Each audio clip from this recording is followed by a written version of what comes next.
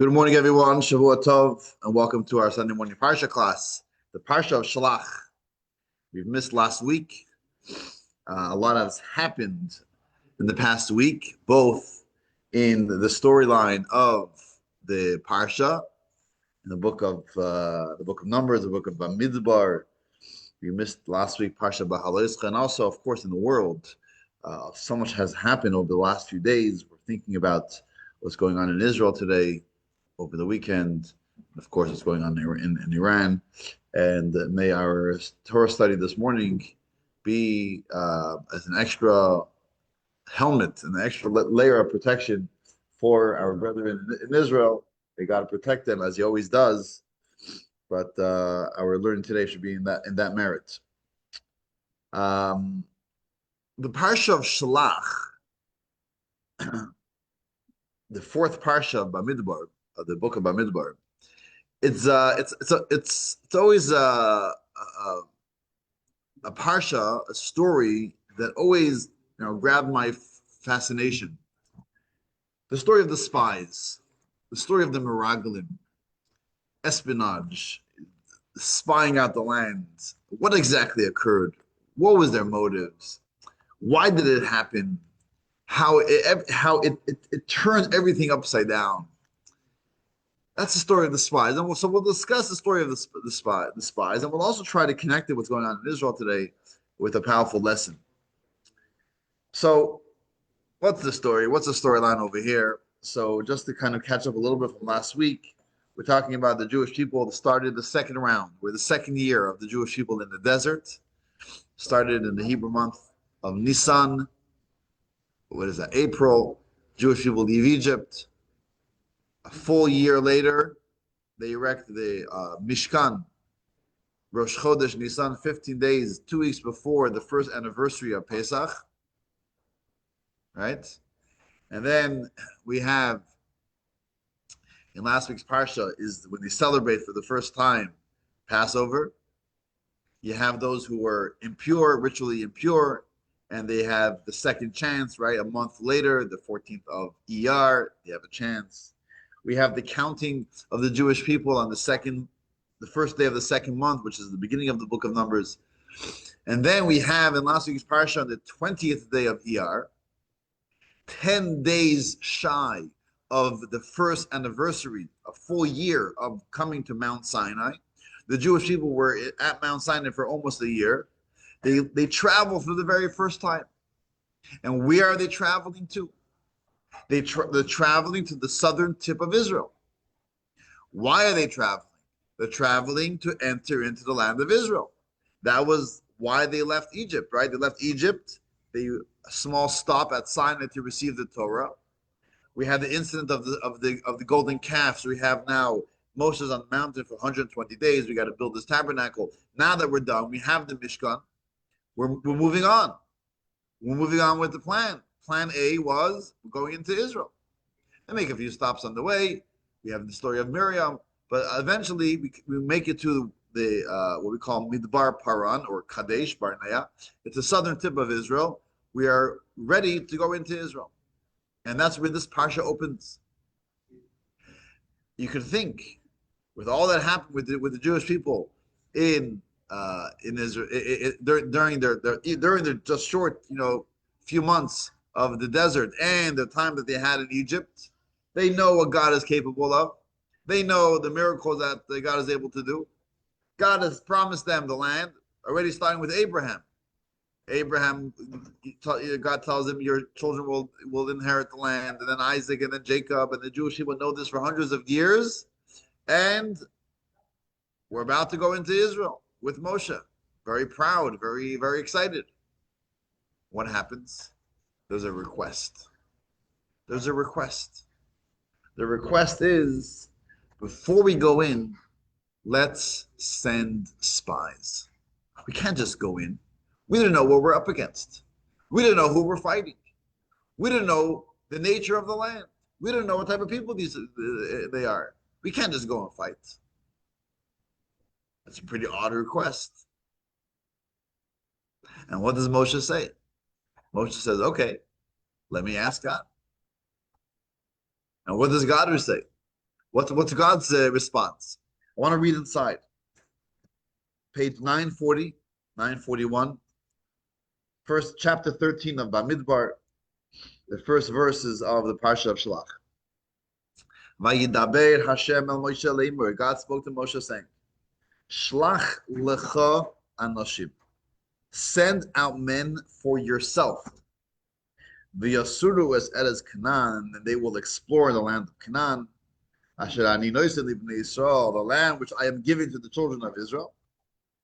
Ish echad lamati avosav tishlachu. Send one man for each tribe, paternal tribe. Kol nasi b'hem, each one should be a leader among them.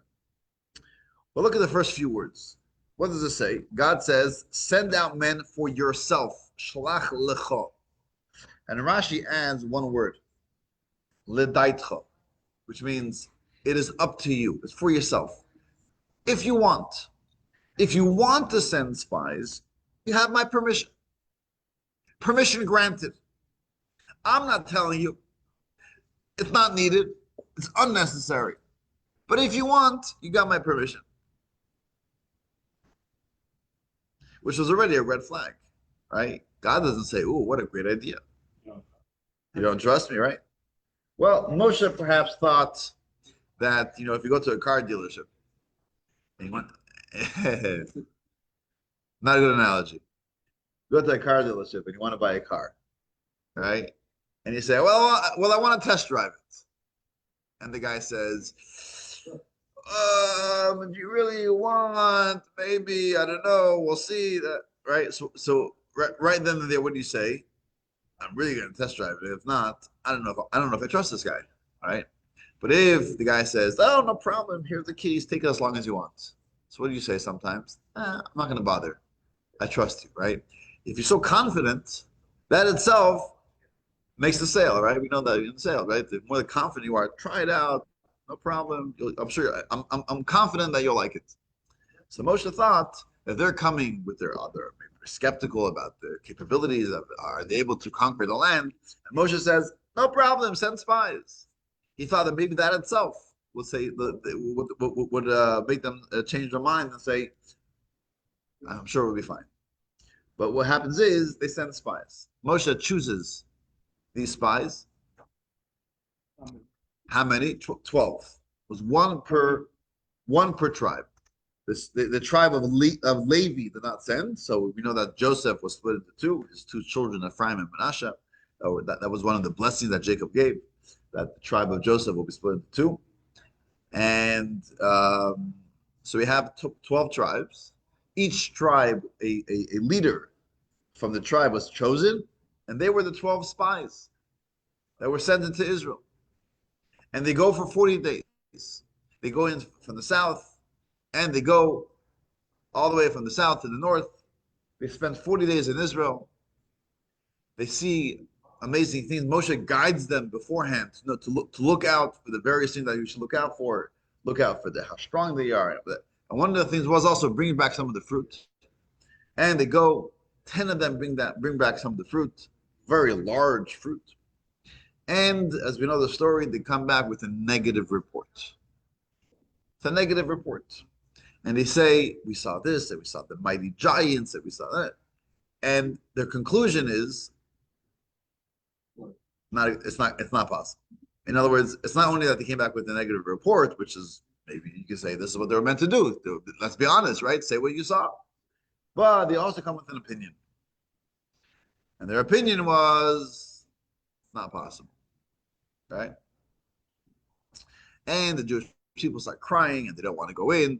And they make the long story short, God punishes the Jewish people and says, okay, you don't want to go, you won't go. And the punishment was, it's a year per day. It took you 40 days to spy out the land. You will spend now you'll spend that in total 40 years in Israel. And whoever was 20 and above died every year. And only the younger, the new generation, were the ones who went into Israel. So this is basically that the whole turn of events where they were about to go into Israel. Now they wander in the desert for another 38 years because they're already during the second year. So they spend all the 40 years wandering in the desert because of the sin of the spies. What exactly happened? What were they thinking? Were, were there any positive reports? So Joshua and Caleb, the two um, out of the 12, they came back with positive reports. They said, we could do this. We could do this. It's possible. It's God. Come on. What's with this? But the 10 of them came back with a negative report, and that's what the Jewish people followed. And the 10 tribes themselves were punished and they died. And the Jewish people suffered by remaining in the desert for 40 years. So what were they thinking? Were these wicked people to begin with? Moshe handpicked these people. Were they not worthy of the job? So verse 3 tells us something interesting. Verse 3 says, Moshe sends them from the desert of Paran based on God's word. And then we add in two words, Kulam Anoshim. These were all men. I see here it translates men of distinction. Rashe B'nai Yisrael Hem. They were the heads of the children of Israel. So Rashi says, the commentary Rashi says, what does it mean that they were all men, distinguished men? It means that they were all important, special people. And at that time, and at that point, Anoshim Kshedim Hoyu, they were righteous people as well. That's what Rashi says. In other words, don't think that these were people that from the get-go, they weren't worthy of the job. No, these were Anoshim Kshedim. They were proper, good, righteous people when they left to spy out the land.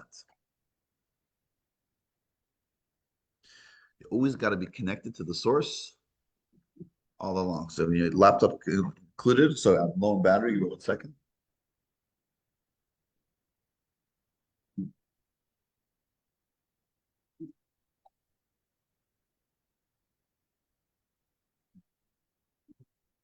Okay, I'm sorry about that. I thought I'll have enough power, enough connected. Yeah. Where you going? They were all Anoshim Kshedim. They were all fit, righteous people when they left. So what happened? So obviously their motive was righteous. In other words, they were good people. They meant well. They made a mistake. Joshua and Caleb did not make the same mistake. So we know that Joshua and Caleb both had special protection, you could say. Joshua, Yehoshua, before he went out, Moshe specifically prayed on his behalf. He actually changed his name from Hosea to Yehoshua. And the idea was he was giving him extra strength that God should save him from any bad influence from the other spies. Caleb, we know, left the group. You always have that person, right? You go on a tour, you always have one guy has to leave the group. So Caleb left the group. And where did he go? He went to Hebron. What was in Hebron? If you look in the verse 22, you have an interesting thing over here. It says, when they went up along the south border, in the Hebrew it says, Vayavoy ad Hebron. And he came to Hebron. It doesn't say, and they came to Hebron, and he came, singular, one person. One of them went to Hebron. Who was that? Caleb. He separated from the group, and he went to pray in Hebron. Who was in Hebron to pray at? The patriarchs, right? Michael, you were there with us. Diana was there with us. We went to Hebron, to the Ma'aras HaMachpelah, to the cave of the patriarchs, the matriarchs, and he prayed over there. Which perhaps is the first source, by the way, to this idea of praying at the graveside of people. But the point is, Kalev had this extra protection from the prayer that he had in Hebron. Yehoshua had this extra protection from the prayer of Moshe. So they were kind of saved from this idea. But what was the idea of the spies, right? Were they really coming with a negative, with a wicked intent? Were they really coming and saying, God can't do this for us, we can't go into the desert? What's going on up here? So it's explained in Chassidus that they really meant well. Not only did they mean well, they had such pure intent. What do they want? What was their motive? And before we get to that, I just want to mention one other thing. That when they come back and they complain, you know what they mention over and over again? They mention the young children. They mention what will be with our young children. Our young children are going to go into Israel and they're going to die at war.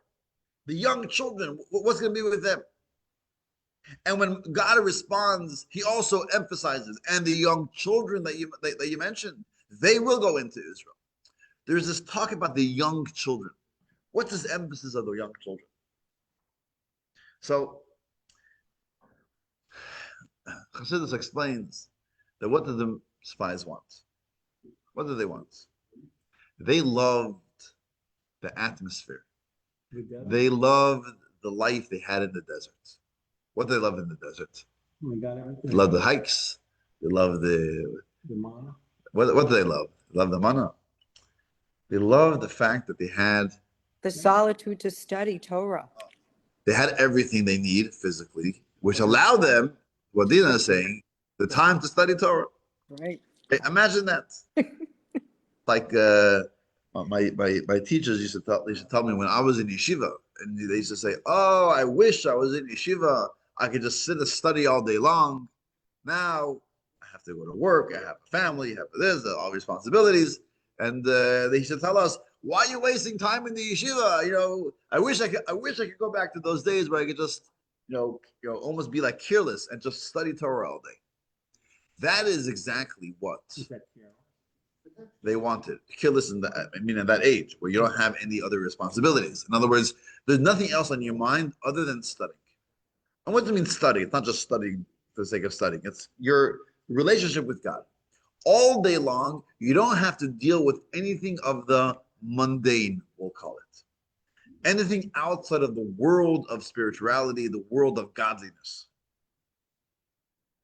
Jewish people were in the desert.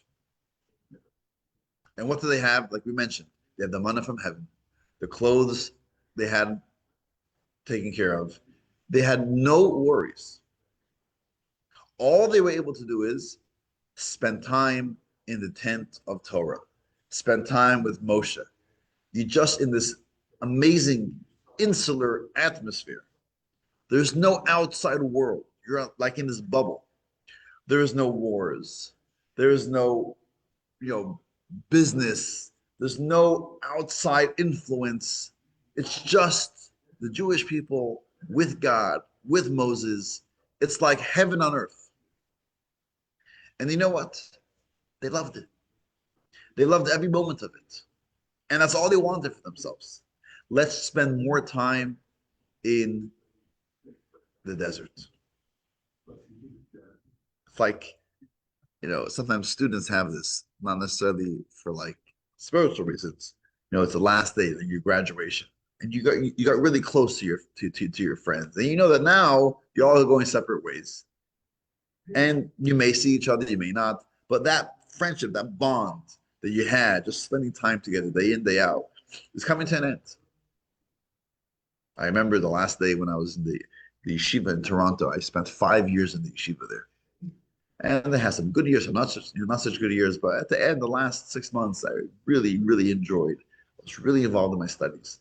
We had a very, very good group, had good, study partners. We loved our teacher, our Rosh Yeshiva, who passed away a number of years ago, Rabbi Akiva Wagner. We had a great, great time together. And it was the last day before we all left. We had a big, gathering, and we're all saying goodbye to each other. And we all got very emotional. because we knew that this is an amazing time in our life where we have just friends sitting together at a table and studying and just spending time together, for bringing together, just having good, atmosphere. And now we're leaving. And where we're going to other, other yeshivas, but other, settings, and it's different. The Jewish people were in the desert together with each other. No one was working the field. No one was going on business trips. No one was dealing with anything outside of this beautiful setting of spirituality. And that's what they wanted. So what did they want? They wanted was a pleasurable relationship with God. I mean, that's amazing. It's like the Rashbi, right? We just a few weeks ago we celebrated Lag BaOmer, the life of Rabbi Shimon Bar Yochai. He was stuck for 13 years in a cave. And what did he do all day? He studied Torah. Him and his son. They wrote the Zohar, right? And he was a person even outside after he left the cave. He wasn't involved in any mundane activities. That was his life. That was his life. His profession was his Torah. And that's what they wanted. That's what these spies, that's what these leaders of the Jewish people, that's what they wanted for themselves and for all of the Jewish people. Let's spend more time in the desert. Now, a similar concept, you could apply is now as well in our lives, and you see this also in various communities, right? Think about insulating ourselves from outside influence, right? We all have certain limitations, certain boundaries that we set for ourselves, that we set for our children, where we don't want them to have certain outside influence, right? Whether it is what movies they're able to watch, what books they're able to read, which friends they're able to hang out with, right? We don't want that. We don't want people or things to have a negative influence on our children, even as an adult, right? We set our own certain boundaries. I'm not going to hang out in certain places around certain people in certain places because of the negative influence that it has on me, right? So we all have certain boundaries. Now, some people take this to an extreme. There are many in Hasidic communities who they literally have their own little bubble where there's almost, I can't say zero, but very little outside influence, right? They have their own newspapers, they have their own media, they have their own shops and businesses, they all do business with each other, they have their own schools, they have their own ambulance services, they have their own social circles. Everything is within their own community. And why do they do that? Because they feel that in order to protect ourselves from the big world out there, we have to insulate ourselves. And we don't want to have an outside negative impact. Now, part of that is let's limit our interactions with the outside world.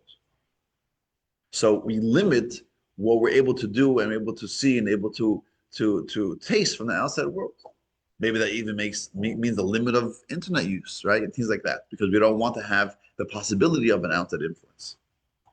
That's insulating our community. And that is, you could say, similar to what the motive of the spies were. Let's remain in the desert, insulate ourselves from the outside influence, and only focus on what's most important, right? It's a good motive. Now, they were mistaken. God says it was a mistake. God said, no, I don't want you to remain in the desert. I do want you to go into Israel. Why? Isn't it an amazing thing to just remain in the desert, to be connected to God in that way? Because ultimately, God does not want us to lock ourselves up, to insulate ourselves from the outside world. God wants us to influence others. Maybe not to be influenced by others in a negative sense, but the possibility to influence others. That God does want. If we would remain in the desert for a lifetime, what will be with the rest of the world, right? God created us to change the world, to transform the world, to have that influence on the world around us. So yes, we need a good balance, but we can't just remain within our own community and the way in ourselves as well, right? We could insulate ourselves from the rest of the world. We could take our communities and say we're going to build this community outside of everything else, and this is going to be all that we deal with. But what's going to be with the rest of the Jewish people? What's going to be with the rest of the world? Right? So that was their mistake. Their mistake was we want to remain in the desert, and God says, no, that's not the purpose. But what's interesting is that for a year, the Jewish people were in the desert. And that's where the idea of the children come in. Ultimately, what's the right path? The right path is that we should have a certain time in our life, in our youth years. For the children, we got to insulate them. For the children, we have to be overprotective. For the children, we have to give them time, maybe number of years, 15, 20 years, where they are insulated, where they are fully engrossed in Torah, in spirituality, in godliness, without any influence from the world around us. It's like a Judaism immersion program. You're totally immersed in Judaism all day, all night. That's what you got to have in our youth. That's why education is so important. When they're young, give them all they need. But we don't remain that way all year round, right? Some communities, they remain studying Torah in Kolo for their whole life. They get support from here, support from there, and they study Torah all day, which is an amazing thing. I mean, almost like I admire them that you're able to sit and study Torah all, for every day for a lifetime. But at the same time, it's not really what we're meant to do. We're meant to study Torah at our every day, at our free time, every morning, every evening, but have a positive influence on the world around us. Go out in the workforce, go out there in the world and have that influence. Yes, we spend every day, some time of our day in that insulated, bubble where we spend an hour a day. This is the time where my phones are shut, my TV is shut. There's no outside influence. I'm just focusing on my Torah, my study, on my prayer. And then we have the ability to go out into the world. But going out into the world is so important. And that's what God responds to them about the children. He says, children, yes, the children need some time of desert time. But eventually, they also go out into Israel and they have positive influence. They thrive in Israel, having the positive influence because they have that anchor, they have that foundation from the youth. So that is really what's happening in this parsha. The spies are not just, hey, we don't trust in God and we can't go into Israel. The spies want to have this pleasurable relationship with God in the desert. And God says, I appreciate that. But what's more valuable is influencing the world. And we need both. We need in our youth, we need that pleasurable type of installation where we are focused on building our character, building our Judaism, building our relationship with God. It's like the pot on the fire, but then you're able to heat up the pot so much that you're able to remove it from the fire and it's still hot and is able to influence the world, which is much more valuable. It's really what the purpose of creation is all about. Thinking about what's going on in Israel. So last night I watched a video of the Rebbe from 1957 or 56, I believe. The Gulf War video? This is the Gulf War was 1999, Right, 1991. I watched that video. That was Oh, I have to watch that video. Oh, sorry, it's very But good. this was a video from a talk on Sukkot Okay. from I believe it was 1956. Either way, the Rebbe was talking about Israel. And the Rebbe was talking about the difference between a defensive war and an offensive war, where Israel sometimes, in its history, went on the defense, as we know, IDF, the Israel Defense Force, and sometimes they went on the offense. So, for example, notably is the two major wars of the Six Day War and the Yom Kippur War, where in the Six Day War there was a preemptive strike, right? They were on the offense, and we know that the success was miraculous um, and unprecedented. In the Yom Kippur War, you could say it was more of a defense. They allowed them to strike first. Unfortunately, at the first whatever it was 2 3 weeks of the war, it was a devastation for Israel. And eventually, yes, they also saw miracles and they won the war. However, it left a very um, deep, wound in Israel for the first few weeks of the war, which the hundreds, maybe thousands of casualties because of the defense that they were playing and not the offense. Now, this is obviously this talk happened before. This was in the 50s. There was talking, but the idea is, the Rebbe points out that the importance of sometimes going on having a preemptive strike, the offense war, is that when you're in defense, no matter how strong your defense is a war. And there's always going to be a mess that happens from the war. So if you're on the defense, where does this mess happen? In your own territory. When you're in offense, the mess happens on their territory. And also, when you're a defense, who's running the war? Who calls the shots? The enemy. When you're in the offense, then you're the one that kind of calls the shots, and you're in control. But the Rebbe really took this to a more of a spiritual level, where in our war with ourselves, the battle within our negative forces, our Yetzer Hara, our evil inclination, but also the war that we have with the negative influence in the world. Talk about even just the Jewish communities, right?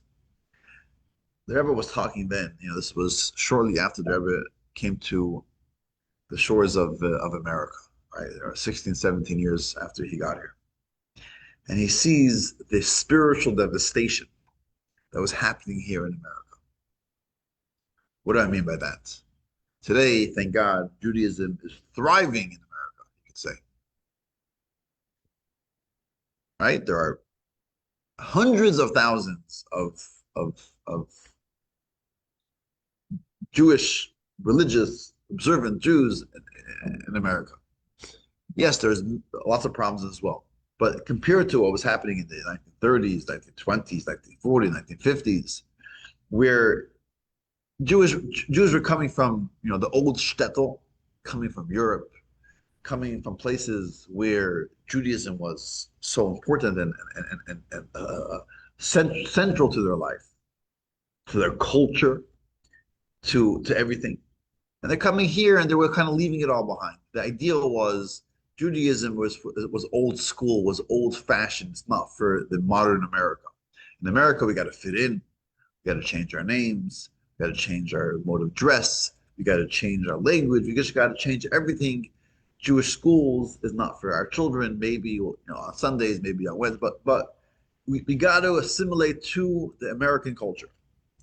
And what was happening is, and unfortunately, to a degree, it's happening today as well, is that people were kind of, maybe even embarrassed about the Judaism.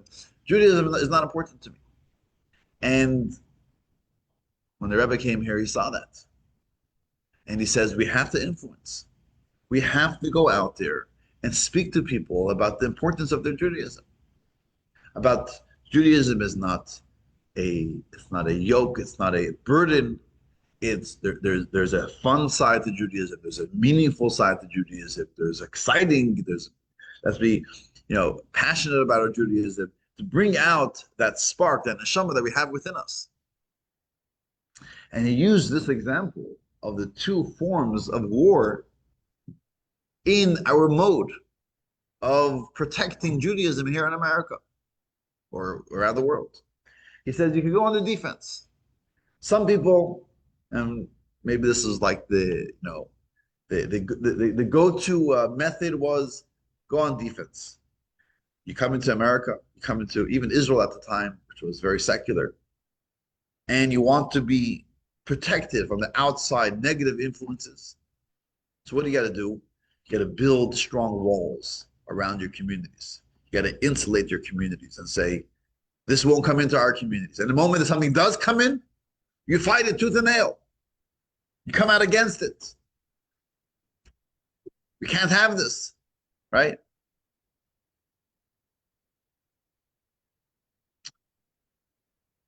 Take an example of education, right? We are going to build our own schools for our communities, for our children. And we're going to educate them properly as we did, say we did it for 100 years, a proper, good Jewish curriculum. This is how we're going to educate our children. And anytime something or from the government or someone comes and tries to influence our schools, we're going to fight it. We're going to lobby. We're going to do whatever we can do to fight any outside influence to change the way we want to educate our children. That's going on the defense. You're protecting your community, and trying to fight any outside negative influence. That is very much a defense war, and it's similar to the Jewish people in the desert. We're thinking about ourselves, what's best for our community, insulate them from the outside influence, and if there's something that comes to bother us, we got to fight it. But then there's going on the offense. The offense means, wait, look around us. There are thousands of Jewish kids who are not getting any Jewish education. What could we do to have a positive influence on them? Let's build schools not only for our kids. Let's invite other children who perhaps are not being educated like we educate our children, and invite them to join these schools. Let's build schools especially for them. Let's build more day schools. Let's go to other communities where the Jews are very much assimilated and build schools for them. Or whatever they're ready to do, whether it's a Sunday school, it's a Wednesday night, whatever type of school. Bring Judaism to people where they are at. Keep the standard of Judaism, but open it up to the wider communities. That's going on the offense. Reaching out to others. And ultimately, God says, this is what I want. Go into Israel. Don't remain in the desert. When you go on the offense, you have such a more of a positive influence on others. And then you uplift not only your community, but the community at large. There's one time someone that went out, Chabad rabbi goes out, and he was very, very proud of what he did. He accomplished, he opened the day school, or maybe it was the camp, summer camp, Jewish summer camp, which is an amazing experience. The children that go to, especially overnight Jewish camps, they have this, this 24/7 Jewish experience. It's an amazing experience. And he had a very large number. I'm not sure what it was. A few hundred kids, signed up for this camp. And he came to report to the Rebbe. Very excitingly. 350 kids signed up to camp. It's amazing. And the Rebbe said, how many Jewish kids live in the city? I mean, how many Jewish kids? 10,000. So you're excited that 350 kids signed up when you still have 9,750, right? In other words, don't leave any stone unturned. Yes, you're doing so much, but there's still more people to influence. Rabbi Shlomo Kunin, who's may he live and be well, a veteran shliach, senior shliach in California. So I think when he was in his youth, he was involved also in the summer camp, and it got to a point where they were full, right? They filled all the bunkhouses with beds, and they closed registration. Why did you close registration? Because they're to capacity, or we're full. And the Rebbe heard about it. The Rebbe called him in. The Rebbe says, I hear that you're not accepting more kids to the summer camp. They said, yeah, because we're full to capacity. This was like 3 days before camp started. The Rebbe says, because of no capacity, you're going to deny children who are looking to have a Jewish experience in the summer? I mean, really? You can't figure this out. So what do? In 3 days, they built more bunkhouses. They went and just got everything together. They built more bunkhouses. Because what does this mean that you're not able to reach out to other Jews who are looking for a Jewish experience? That's the response that we have to the Meraglim, to the spies. Yes, it's easy, it's more feel good to just think about our own, to just protect our own, and to kind of shut out the rest of the world. It's easier, perhaps, to educate your children that way, where there's no foreign influence. And to a degree, we have to have that. In various areas, we put down boundaries for our children. We don't want them to have the same influence that adults are able to have, outside influence on them. But at the same time, overall, we have to open up and say, reach out to people around you. Reach out to people who are different from you. Because that is the ultimate purpose why we're here, to educate others, to influence others, to transform the world, tikkun olam, as we say it, to make the world more of a godly place, transform it, elevate it, reveal godliness in here, and ultimately that will bring the coming of Mashiach, may it be today. So that's my little thought for this week's Parsha, and of course, hoping and praying for only good results in Israel and around the world, the Jewish people, and yeah, so that's what we have for today. Thank you for joining us, and have a Shavua Tov. Hope to see you soon.